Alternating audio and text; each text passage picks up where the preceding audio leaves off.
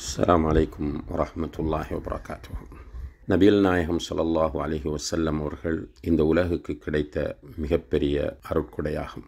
அவர்களை உயிரை விட மேலாக நேசிப்பது எல்லோர் மீதும் கடமையாகும். குறிப்பாக ஒவ்வொரு முஸ்லிமும் அவர்களை தன்னுடைய உயிர், உடைமைகள், பிள்ளைகள், பெற்றோர் அனைத்தையும் விட அதிகமாக நேசிப்பதை அல் குர்ஆனும் ஹதீஸும் வலியுறுத்தி கொண்டிருப்பதை நாம் புரிந்து கொள்ள வேண்டும். ரசூல் ஸல்லல்லாஹு அலைஹி வஸல்லம் அவர்களை நேசிப்பதில் மிக முன்மாதிரியாகவும் உச்சகட்டத்திலும் இருந்தவர்கள் நபித்தோழர்கள், சஹாபா பெருமக்கள்.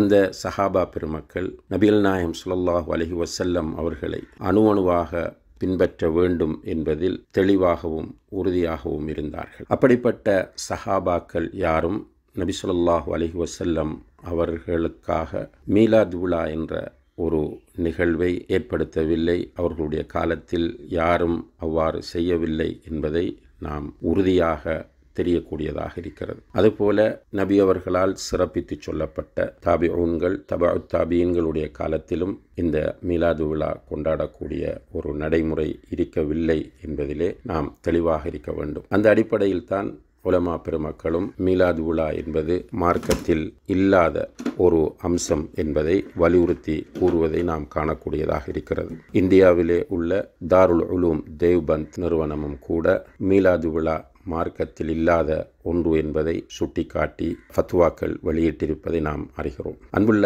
சகோதர சகோதரிகளே, அண்மையிலே கலாச்சார திணைக்களத்தினால் வெளியிடப்பட்டு கொண்டிருக்கக்கூடிய தேசிய மீலாது விழா தொடர் உரையில் என்னுடைய ஒரு உரையும் இடம்பெற்றிருப்பதை நீங்கள் அவதானித்திருப்பீர்கள். இது கலாச்சார திணைக்களம் என்னிடம் நபி ஸல்லல்லாஹு அலைஹி வஸல்லம் அவர்களை பற்றிய ஒரு தகவலை பேசி அனுப்புமாறு ஒரு தலைப்பை தந்தார்கள். அந்த தலைப்புக்கு ஏற்ப நான் பேசி அனுப்பியதே தவிர மீலாது விழாவை ஆதரிப்பதற்காக நான் பேசியதோ அல்லது மீலாது விழாவை நியாயப்படுத்தி பேசியதோ கிடையாது என்பதை எல்லோரும் புரிந்து கொள்ள வேண்டும். கலாச்சார திணைக்களம் இலங்கை முஸ்லிம்களுடைய விவகாரங்களில் கவனம் செலுத்தக்கூடிய ஒரு நிறுவனமாகும். அதே போல உலமாக்கள், அரபு கல்லூரி பொறுப்பாளர்கள் கலாச்சார திணைக்களத்தோடு நெருக்கமான தொடர்பை வைத்திருப்பவர்கள் என்கிற அடிப்படையில் நம்மோடு தொடர்பு கொண்டு ஒரு உரையை வழங்குமாறு கேட்டுக்கொண்டார்கள். அந்த உரை எதற்காக என்று நாம் விசாரிக்கவில்லை. அவர்கள் தந்த தலைப்பில் பேசி அனுப்பினோம். அவர்கள் தங்களுடைய